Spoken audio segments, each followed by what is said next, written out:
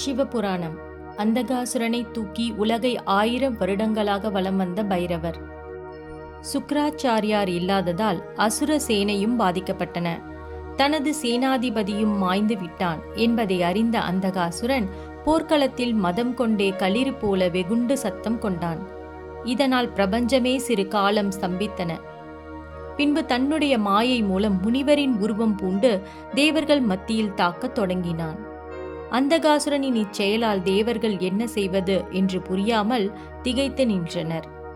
அந்தகாசுரனோ தனது மாயை சக்தியால் பலவிதமான உருவம் கொண்டு தேவர்களை தாக்கினான். இனியும் அந்தகாசுரன் திருந்துவதற்கான வாய்ப்புகள் இல்லை. அவனது முடிவை அவனாக தேடிக்கொண்டான் என்பதை பிரம்மதேவர் அறிந்தார்.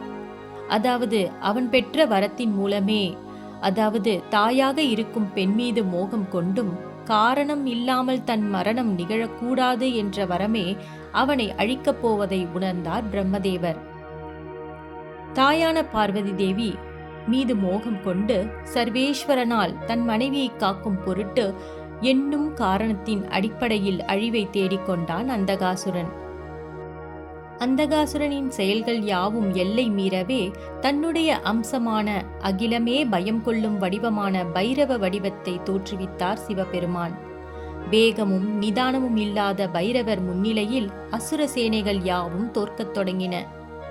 சுக்ராச்சாரியாரின் துணை இல்லாததால் பெருவாரியான அசுர வீரர்கள் மாண்டனர். இதனால் அந்தகாசுரனுக்கு சிவபெருமானின் கோப வடிவமான பைரவர் முன்னிலையில் தனித்து போரிட வேண்டிய சூழல் உண்டானது. அந்தகாசுரனின் அனைத்து முயற்சிகளும் பைரவ ரூபமான சிவபெருமான் முன்னிலையில் செயலிழந்தன. இனியும் நிதானம் காக்காத பைரவர் தனது கரங்களில் உள்ள சூலாயுதத்தால் அந்தகாசுரனை தாக்கி அந்தகாசுரனின் உடலில் குத்தி அந்தகாசுரனை தூக்கி உலகை 1000 வருடங்களாக வலம் வந்தார். அந்தகாசுரனின் உடலில் இருந்து வெளிப்பட்ட இரத்தத்தில் இருந்து அசுரர்கள் தோன்றக்கூடும் என்பதால் சூலாயுதத்தில் இருந்து வழிந்த அந்தகாசுரனின் இரத்தத்தை பருக ஒரு அகோர பசி கொண்ட பூதம் ஒன்றை தோற்றுவித்தார். அந்த பூதமானது அந்தகாசுரனின் உடலில் இருந்து வெளிப்பட்ட அனைத்து இரத்தத்தையும் உண்டது. சூலாயுதத்தால் குத்தப்பட்ட அந்தகாசுரனின் உடலில் இருந்து இரத்தம் முழுவதும் வெளியேறியும் அவன் மரணமடையாமல் இருந்தான். அந்தகாசுரன் தான் செய்த தவறுகளையும் தான் பெற்ற வரத்தின் தவறாக உபயோகியத்தையும் எண்ணி சிவபெருமானின் சிவநாமத்தை உச்சரித்து கொண்டே இருந்தான்.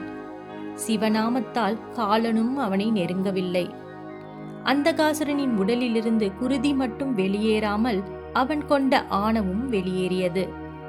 எளியோரை வைத்து அதன் மூலம் இன்பம் கண்ட அந்தகாசுரன் அந்த வலியை உணர்ந்து சிவபெருமானிடம் முக்தி வேண்டி சிவநாமத்தை உச்சரித்து கொண்டே இருந்தான்.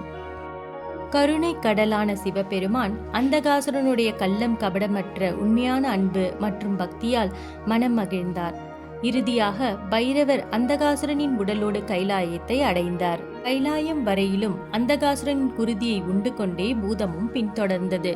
கைலாய மலையில் சிவபெருமானை கண்ட அந்தகாசுரன் பெருமானை கண்டதும் கண்ணீர் கொண்டு பரம்பொருளை வேண்டினார். பரம்பொருளான சிவபெருமானும் அந்தகாசுரனின் பக்தியால் மகிழ்ந்து வேண்டும் வரத்தினை கேட்பாயாக என்று கூறினார். அந்தகாசுரன் பரம்பொருளான சிவபெருமானிடம் தனக்கு முக்தி அளிக்க வேண்டும் என்று வேண்டி நின்றான்.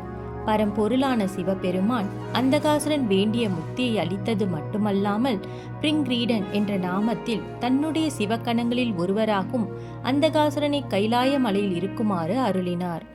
ஓம் நம சிவாய.